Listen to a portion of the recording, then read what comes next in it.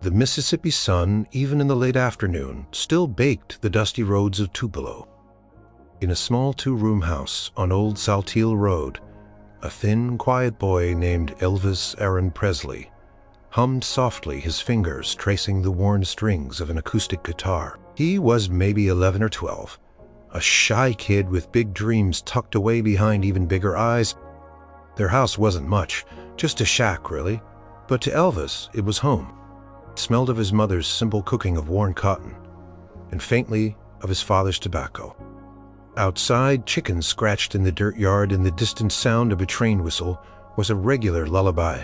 But inside, for Elvis, the real music was everywhere. He'd gotten that guitar a few years back. It wasn't fancy, probably bought for a few dollars by his folks Gladys and Vernon, who didn't have many dollars to spare. But it was everything to him. He'd spend hours tucked away in a corner of the tiny living room, picking out notes, trying to mimic the sounds he heard on the radio. The smooth voices of gospel singers, the twangy melodies of country stars, and sometimes, if he tuned just right, the raw, soulful blues from the colored side of town. His mama Gladys would watch him sometimes, a gentle smile playing on her lips. She was a woman etched by hard living, her hands always busy, but her eyes held a deep, unwavering love. She saw something in him, something beyond the shyness, a vibrant spark that only music seemed to ignite. "That boy, he's got music in his soul," she'd tell Vernon, who'd nod slowly, too tired from another day of trying to find work to say much. Elvis didn't just play, he absorbed. He'd sit in church on Sundays, captivated by the power of the choir, the way the voices soared and intertwined, making your heart ache and sing all at once. He'd listen to Dewey Phillips late at night on the radio, catching bits of sounds that were wild and new. He didn't quite understand it all, but it vibrated inside him, a call to something bigger. He'd close his eyes and imagine himself on a stage, a big one, not just the small church pulpit or the school talent show. He wasn't sure what he'd sing or how he'd get there, but the feeling was so strong, it was almost real. He wanted to make people feel what he felt when he played that rush, that deep connection. The family was poor, poorer than most. Eviction notices were almost as common as the kudzu vines that grew wild in the fields. Food was simple, clothes were patched, and luxuries were unheard of. Gladys made sure there was always food on the table, even if it was just cornmeal and greens, and she made sure Elvis had his guitar. She knew it was more than just a toy. It was his passion, his escape. One evening, after the sun had dipped below the horizon, painting the sky in fiery oranges and purples, Elvis sat on the small porch, swinging his guitar resting on his lap. The crickets chirped their nightly song and the air was thick with the scent of honeysuckle. He strummed a simple melody, one he'd made up himself, a sad, hopeful tune. Gladys came out carrying a glass of water for him. "She sat besang, son," she whispered, her voice soft. Elvis looked up at her, his big eyes reflecting the fading light. "Mama," he said, his voice barely above a whisper. "One day, I'm going to make enough money to buy you a real nice house. You won't have to worry about anything." Gladys smiled, a tired but loving smile. She knew his dreams were big, maybe too big for Tupelo. But she also knew her boy. She believed in him even if the path ahead was hidden in the gathering darkness. She reached out and gently squeezed his hand. "You just keep playing, son," she said. "You just keep playing." Elvis looked out at the darkening fields, the faint outline of the trees against the last streaks of twilight. His guitar felt heavy and solid in his hands. He didn't know how, but he knew deep in his young heart that he would make that promise come true. He would play, and one day his music would lift them all. The promise Elvis made to his mother was more than just a childish wish. It was a silent vow, forged in the fires of their daily struggle. The years blurred into a continuous effort to make ends meet in Tupelo. Vernon, Elvis's father, worked odd jobs, anything he could find. Sharecropping, driving trucks, working in factories. But steady employment was a luxury the Presleys rarely knew. The threat of eviction hung over their heads like a storm cloud, a constant nagging worry that etched lines on Gladys's face. Gladys, ever the stoic backbone of the family, stretched every penny, made every meal from scratch, and patched clothes until they were more patches than original fabric. She'd go without to ensure Elvis had enough to eat, even if it was just a meager portion. Her sacrifices were silent, her strength unwavering. But Elvis, even as a young boy, felt the weight of their poverty. He saw the way his mother's shoulders slumped at the end of the day, the way his father looked out at nothing, a weary despair in his eyes. Music became more than just a hobby for Elvis. It was a refuge, a powerful swirling force that could momentarily banish the harsh realities of their lives. He'd spend hours hunched over his guitar, his fingers growing calloused, his voice finding its range. He didn't just mimic the radio anymore. He started blending, twisting, adding his own raw emotion to every note. He was shy off stage, often retreating into himself, but when he picked up that guitar, a different person emerged, confident, expressive, almost electric. He'd sing at school assemblies, his knees shaking at first, but then something would take over. He'd sing at church, his voice surprisingly deep for a boy, his age echoing the gospel hymns with heartfelt conviction. Neighbors would sometimes ask him to play on their porches, offering a glass of lemonade or a piece of pie in return. He never asked for money. The joy of playing and seeing a smile on someone's face was payment enough. But in the back of his mind, the desire to earn from his music to help his family grew stronger with each passing year. Gladys never pushed him, never asked him to give up his guitar and find a real job. Even when things were truly desperate, she understood. She'd sit and listen, her face often clouded with worry over bills, but her eyes softening as she watched her son lost in his music. She'd hum along, sometimes softly tapping her foot. She was his first and most devoted fan, his quiet guardian. She shielded him from the cynicism of others who might have seen his musical dreams as fanciful or impractical. "He's got a gift, Vernon," she'd insist, even when Vernon, exhausted, just wanted to believe in something tangible. There were moments that truly tested their resilience. One winter, the utilities were cut off. The small house grew bitterly cold, and they huddled together under blankets, sharing stories to keep their spirits up. Gladys, despite her weariness, still found a way to make them feel safe, to make them laugh. Elvis, sitting there wrapped in a threadbare quilt, looked at his mother's tired face, illuminated by the flicker of a single candle. He felt a fierce protectiveness swell in his chest. His guitar was his constant companion during these times, a silent promise. He'd play low, soft melodies that filled the quiet house, a soothing balm against the chill and the worry. He wasn't just playing for himself, he was playing for them, for his mama, for his father. He was playing out their hopes, their struggles, and his own burning desire to change their lives. He knew he couldn't stay in Tupelo forever. Town felt too small for his dreams, too tight for their poverty. He yearned for a place with more opportunities, a place where his music might actually lead somewhere.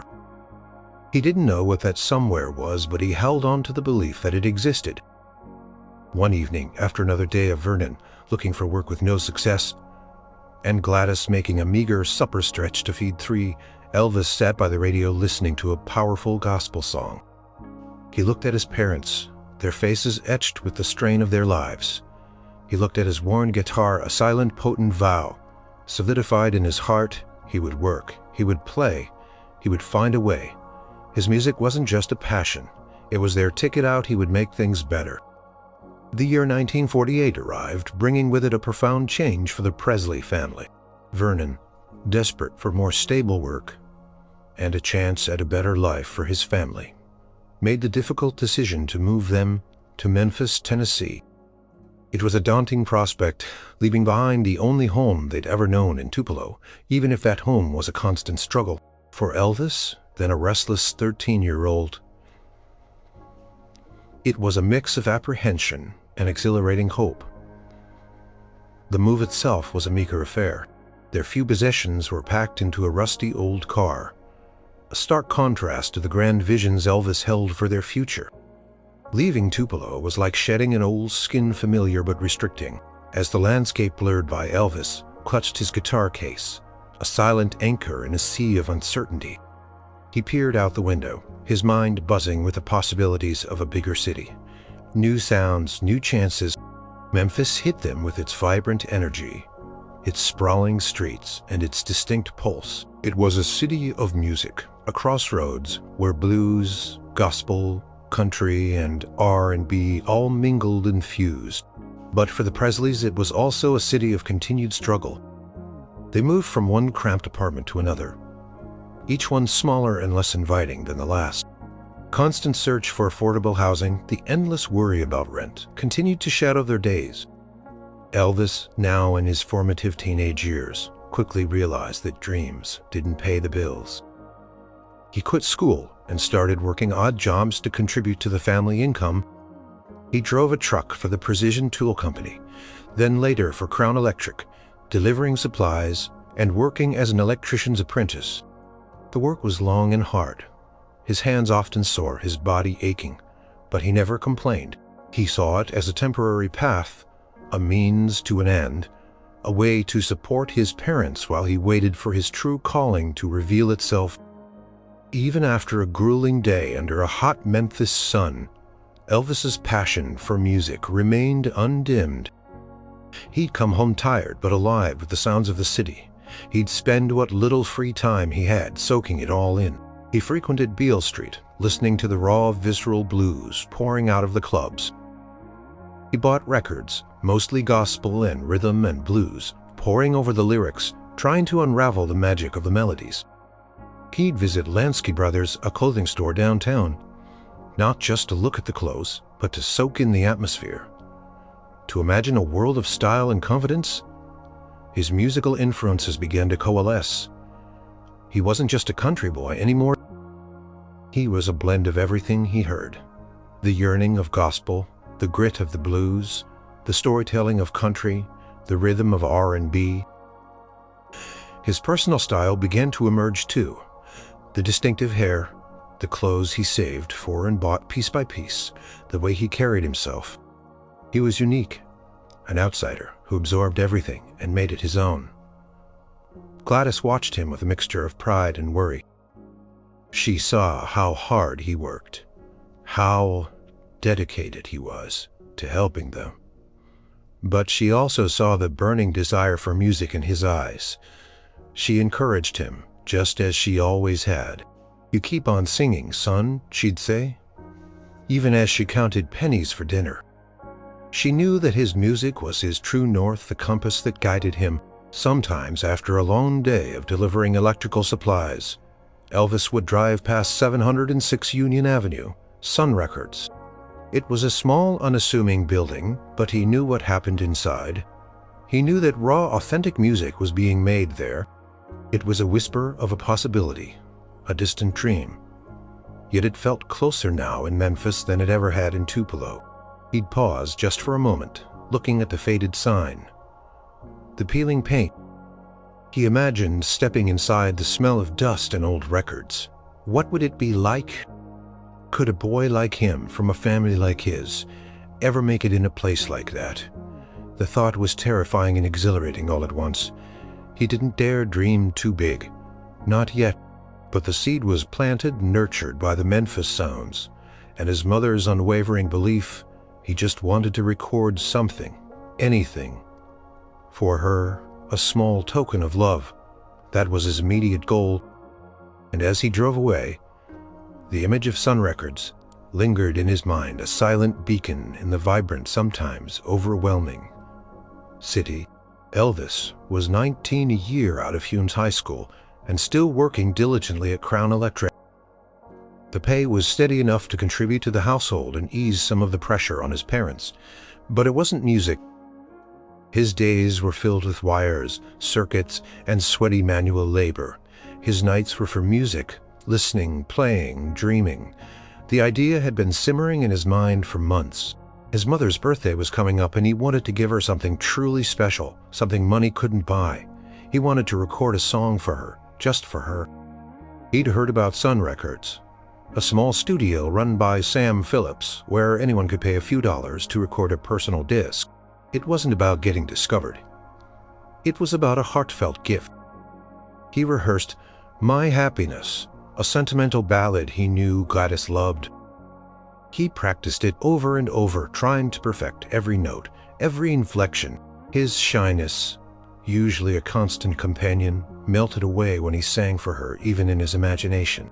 The day he finally decided to go, July 18, 1953, his stomach churned with nerves. He wore his best clothes, pink and black. A daring choice for the time.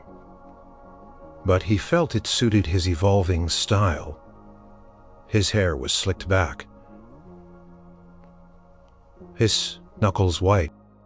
The walk to 706 Union Avenue felt like miles, each step a battle against his own apprehension.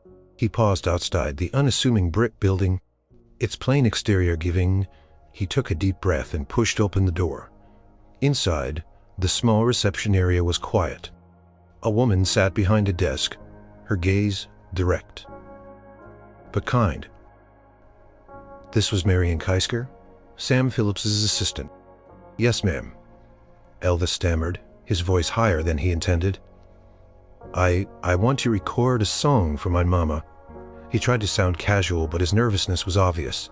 Marion eyed him up and down, his flashy clothes, his nervous energy, his unique look. What kind of singer are you? She inquired, picking up a pencil. Elvis shifted his weight, unsure how to answer. I don't sing no kind of music. He knew it sounded strange, but it was the truth. He didn't fit neatly into any box. I sing a little bit of everything. Country, gospel, rhythm, and blues. Marion nodded slowly, intrigued. She jotted down his name and address.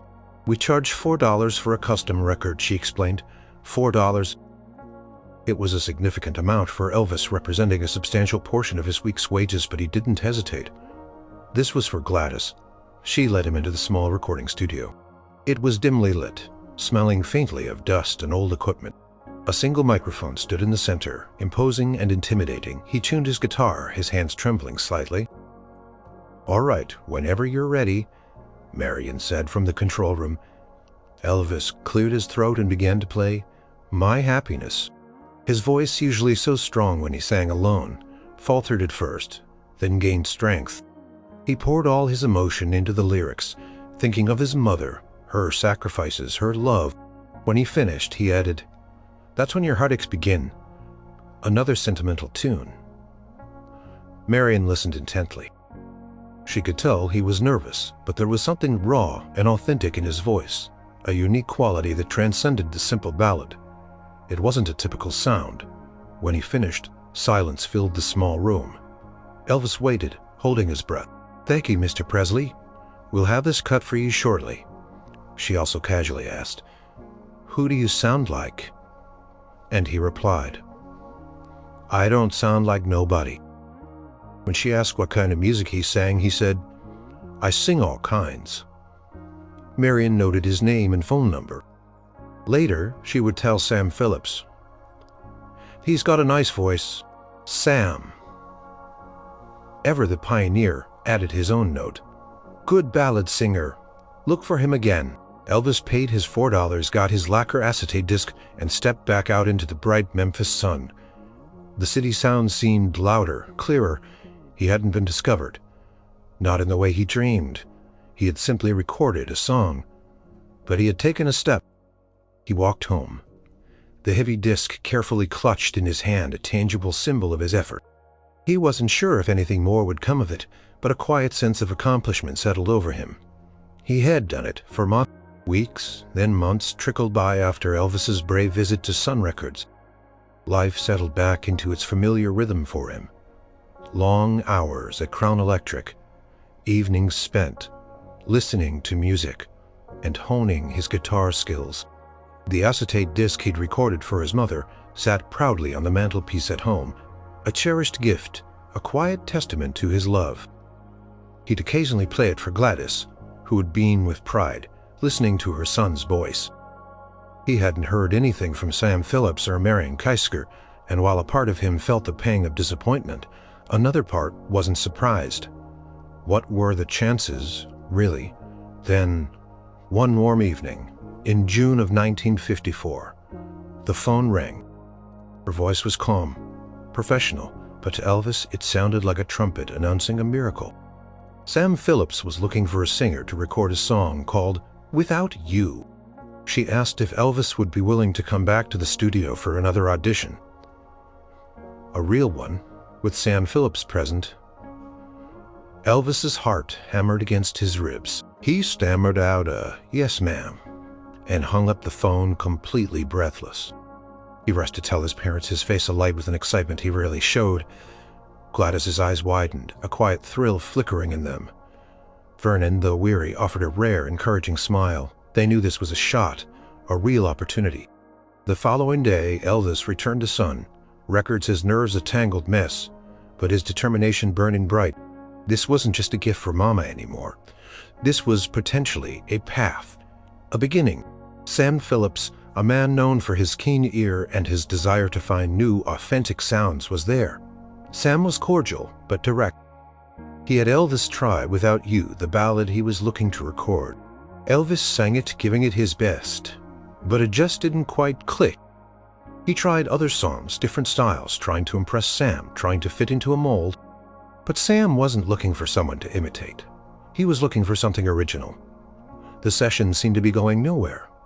The magic wasn't happening. During a break, as the tension in the small studio grew, Elvis, tired of the pressure, started fooling around with his guitar. Scotty Moore, a guitarist. Sam had called in to accompany Elvis, picked up his instrument. Bill Black, the bassist, joined in. Almost spontaneously, without a word, Elvis launched into an old blues number. Arthur Crudup's "That's All Right, Mama." He changed the tempo, making it faster, more energetic, infusing it with his own unique blend of country and rhythm and blues. He wasn't trying to be anyone else. He was just being Elvis. His voice was pure, uninhibited joy. Scotty's guitar riffs were sharp and playful, and Bill's bass provided a driving, infectious rhythm. The small studio suddenly vibrated with raw energy. They were just having fun, unaware that Sam Phillips, who had been in the control room, was now listening intently, his eyes widening. Suddenly, Sam's voice boomed over the intercom, cutting through the music. "What was that? Do that again?" Elvis, Scotty, and Bill exchanged surprised glances. They played it again, this time consciously, but still with that same spontaneous spark. Sam Phillips knew in that instant that he had found something truly special. This wasn't just a good ballad singer. This was an entirely new sound, a fusion that would electrify the world. For the next few hours, they worked on "That's All Right," perfecting the arrangement, capturing that incredible energy on tape. Elvis felt a rush of disbelief, then overwhelming joy. He was going to get paid for singing. The thrill of it wasn't just about the money itself, but what it represented. It was the first tangible step towards fulfilling that promise he'd made to his mother years ago. The first dollar earned by his voice, his guitar, his passion. He couldn't wait to tell Gladys. The glimmer of hope had become a bright, undeniable spark. The next few days were a blur of excitement. The buzz surrounding "That's All Right" began to spread like wildfire across Memphis.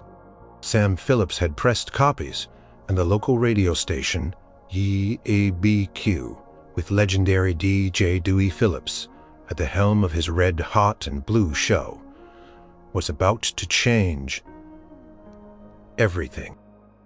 Elvis, Scotty, and Bill gathered around the radio, the static crackling, their hearts pounding. Then, through the airwaves, came that familiar, electrifying guitar riff, followed by Elvis's voice, raw and vibrant. "Well, that's all right, Mama. That's all right for you." Elvis heard himself, really heard himself, on the radio for the first time. It was surreal, incredible, a dream made real. Dewey Phillips played it multiple times, the phone lines lighting up with calls from listeners bewildered and captivated by this new sound. The success of the record, even locally, meant live performances. Sam Phillips quickly arranged a gig for Elvis. And the boys, it wasn't a grand arena, not yet. It was the Overton Park Shell, a modest outdoor amphitheater in Memphis, sharing the bill with established country stars. For Elvis, it might as well have been Madison Square Garden. This was his first paying live performance, his chance to connect with a real audience, and the true test of his burgeoning talent. The evening of the show, July 30th, 1954, Elvis was a bundle of nerves. Backstage, his hands trembled as he adjusted his guitar strap. Scotty and Bill offered words of encouragement, but Elvis's stomach was a knot of anxiety. He caught a glimpse of his parents, Gladys and Vernon, sitting proudly in the audience. Gladys dabbed at her eyes, beaming. Seeing them there, their faces full of hope, gave him a surge of courage. He wasn't just doing this for himself, he was doing it for them. When their names were announced, a hush fell over the crowd. Elvis walked out, shy and awkward at first, blinking in the glare of the lights. He stood at the microphone, a gangly, almost timid figure. But then, Scotty hit the opening chord of "That's All Right," and something transformed in Elvis. The music flowed through him, washing away the shyness. He started to move almost instinctively, a swivel of his hips, a shake of his leg. Crowd gasped. Then a ripple of excitement went through them. This wasn't like anything they'd seen before. His voice soared, blending country and blues into a wild, untamed sound. He was mesmerizing, electrifying. He was pure, unadulterated passion. The audience's reaction was immediate and visceral. Some were bewildered, others shocked, but many were captivated on their feet. Cheering, screaming. The girls in the front rows were particularly vocal, their screams rising above the music. Elvis fed off their energy, his movements becoming bolder, his performance more unrestrained. He wasn't just singing, he was performing with every fiber of his being. Gladys and Vernon watched from their seats, tears of pride streaming down Gladys's face. Her boy, her quiet, shy boy, was up there owning the stage, captivating hundreds of people. It was a sight she had dreamed of, prayed for, but never quite dared to believe would truly come to pass. When the last note faded, the applause was deafening, a roaring wave of approval. Elvis stood there, bathed in the lights, breathless, exhilarated. He had done it. He had truly connected. He had found his place. The feeling was intoxicating. He knew with absolute certainty that this was what he was born to do. And as the applause washed over him, a clear thought emerged in his mind. The payment for this night, his first real earnings. From music. And he knew exactly what he was going to do with that very first dollar. The roar of the crowd still echoed in Elvis's ears as he walked off the small stage at the Overton Park Shell. The adrenaline coursed through him, leaving him both exhilarated and utterly drained. He was still buzzing from the raw energy he'd exchanged with the audience, the electrifying feeling of connection. Scotty and Bill clapped him on the back, their faces beaming with shared triumph. "You knocked 'em dead, Elvis." Scotty grinned. Later, as the venue began to empty and the lights dimmed, Sam Phillips approached him. Sam, ever the pragmatist, had the payment ready. He handed Elvis an envelope. "Good show, son," Sam said, a rare genuine smile on his face. "This is for tonight." Elvis took the envelope, his fingers fumbling slightly. He opened it carefully. Inside was a small stack of bills. It wasn't a fortune, but to Elvis it might as well have been. This wasn't from delivering electrical supplies or working odd jobs. This was from his music. He counted it slowly. And there on top of the stack was a single green dollar bill. It felt different from any money he'd ever held. It wasn't just paper. It was a tangible piece of his dream. A promise fulfilled. His first dollar earned from doing what he loved, what he was meant to do. His eyes fell upon that single dollar, and his mind, immediately, instinctively, went to one person. Gladys, his mama. Every sacrifice she had made, every worry etched on her face, every quiet word of encouragement, every prayer she had whispered for him. This dollar was hers. It was the symbol of everything they had hoped for, everything they had struggled for. He carefully separated that specific dollar bill from the rest of the money, folding it once, then again tucking it into his front pocket apart from his wallet. It was a treasure, something sacred. The rest of the money he would use to help with household bills as he always did. But this dollar, this was different. He saw his parents waiting for him near the exit, their faces still glowing with pride. Gladys reached out and pulled him into a tight embrace, her eyes wet with tears. "My boy," she whispered, her voice thick with emotion, "you are wonderful, absolutely wonderful." Vernon clapped him on the shoulder, a rare display of open affection. "You did good, son, real good." The ride home was quiet, but it was a comfortable silence, filled with unspoken pride and relief. Elvis leaned back in the seat, the dollar pressing against his thigh, a constant reminder of the night's triumph and his deeply felt purpose. He looked out the window at the passing Memphis streetlights, each one a tiny beacon against the vast darkness. Thought about the long journey from Tupelo, the cramped houses, the lean meals, the constant worry. He thought about the hours spent hunched over his guitar, learning, practicing, dreaming, and now this dollar was more than just a dollar. It was the culmination of all those years of yearning, of hoping, of believing. It was the validation of his mother's faith. He knew exactly how he would present it to her. It wouldn't be grand because their home wasn't grand and Gladys wouldn't want fanfare. It would be simple, honest, and from the heart, just like the love that bound them together. He gripped the dollar, tighter already, feeling the warmth of the moment to come.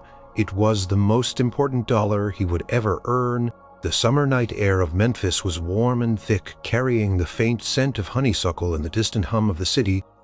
Elvis, having said goodnight to Scotty and Bill, began his walk home from the bus stop. The streets were quiet now, most of the city asleep. But Elvis was wide awake, his mind replaying every moment of the performance. The roar of the crowd, the blinding lights, the way his body moved almost on its own. It was all intoxicating.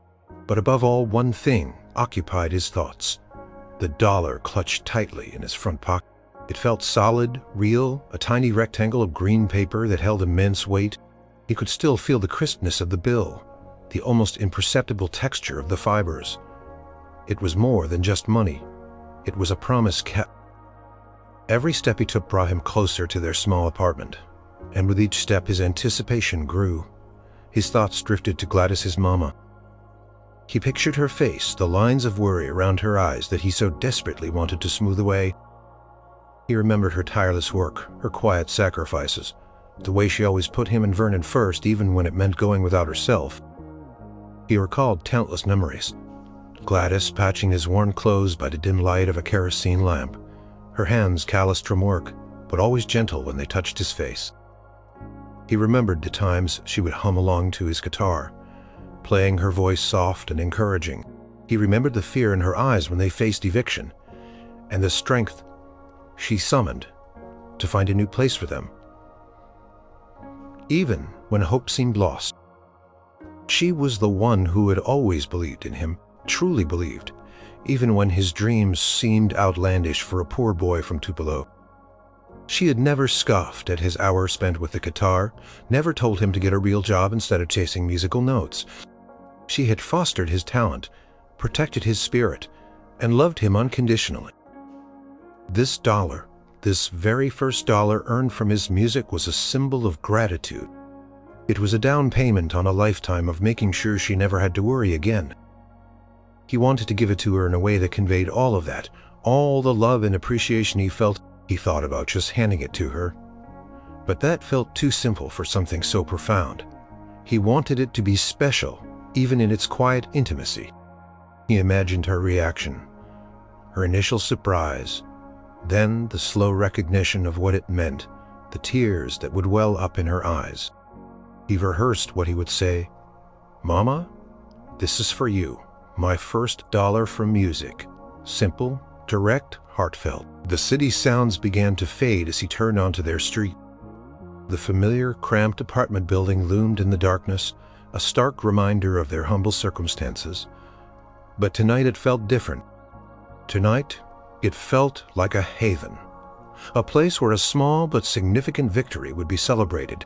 He slowed his pace as he approached their door, the dollar pressed firmly between his thumb and forefinger inside his pocket. His heart beat a steady rhythm, a mixture of nerves and profound tenderness. The night was still, save for the faint chirping of crickets.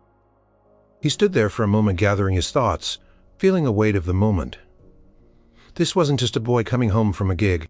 This was a son bringing home the first fruit of his dreams, harvested for the woman who had planted the seeds. He took a deep breath, ready to step inside and deliver his precious gift.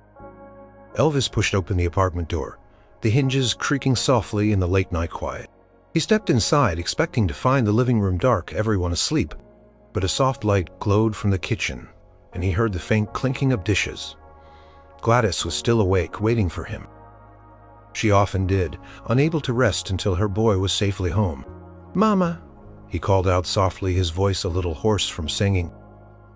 Gladys appeared in the doorway, her apron still on a tired but loving smile on her face. Her eyes immediately searched his, looking for reassurance. "Elvis, darling, you're home. How was it?" He walked towards her, the dollar still clutched in his pocket, its presence almost burning against his skin. He wanted this moment to be just right. He stopped in front of her, looking into her tired but ever so gentle eyes. "Mama," he began, his voice filled with the tremor of emotion. It was something else, the crowd, the music, it was everything I dreamed of." He paused, reaching into his pocket and slowly, deliberately pulling out the $1 bill. He held it out to her, his hand steady, despite the trembling in his heart.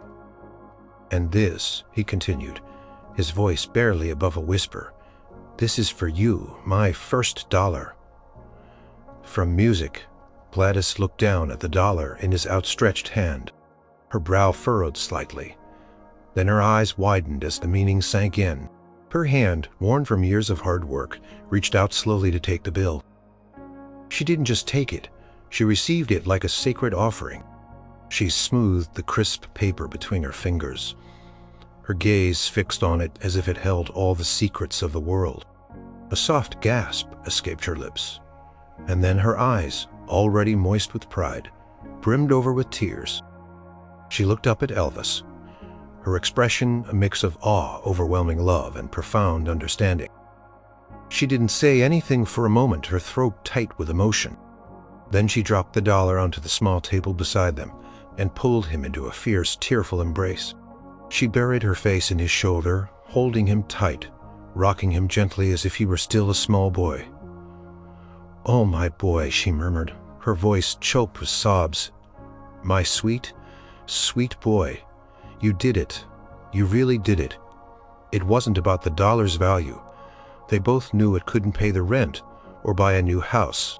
It was about the act, the love, the promise that lay within that simple green bill. It was the first fruit of his passion, given straight to the woman who had nurtured it from a tiny seed. When she finally pulled back, her eyes were still shining, but a peaceful smile had settled on her face. She picked up the dollar again, smoothing it with her thumb.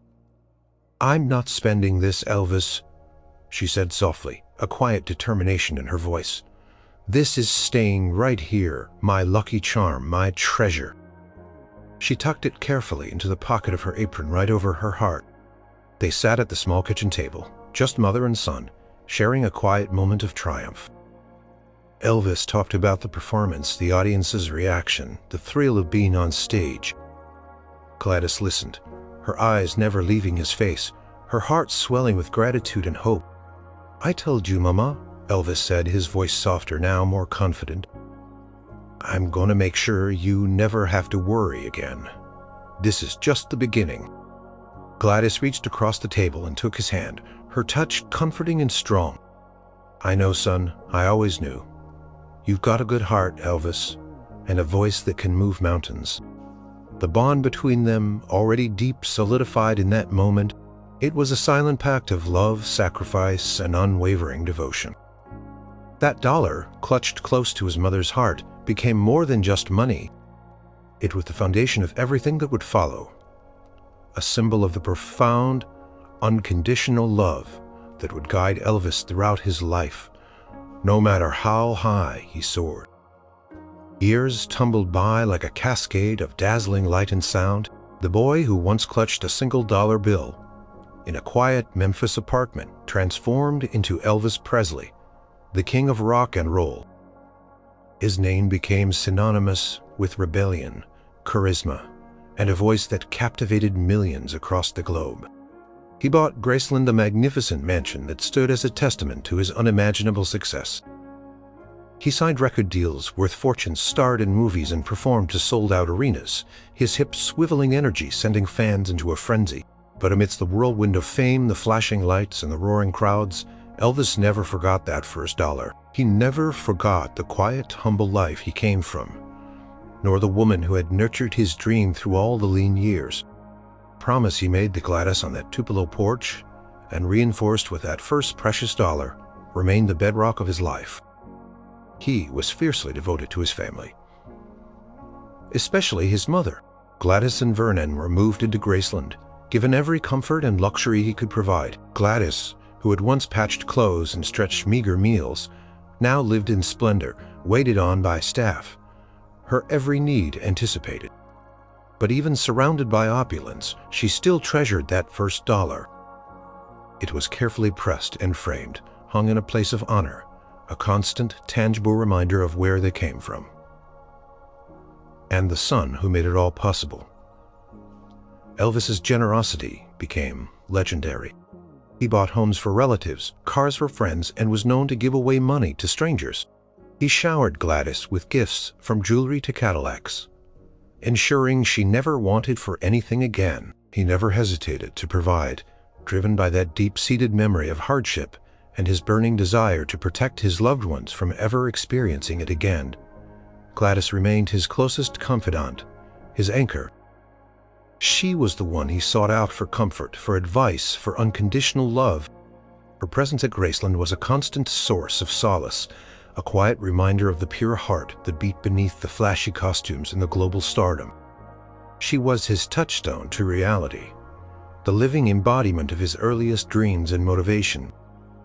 Even as his career soared to unprecedented heights, Elvis maintained a humility, a groundedness that stemmed from his origins. He always remembered the lean years in Tupelo and Memphis, the struggle, the simple goodness of his parents.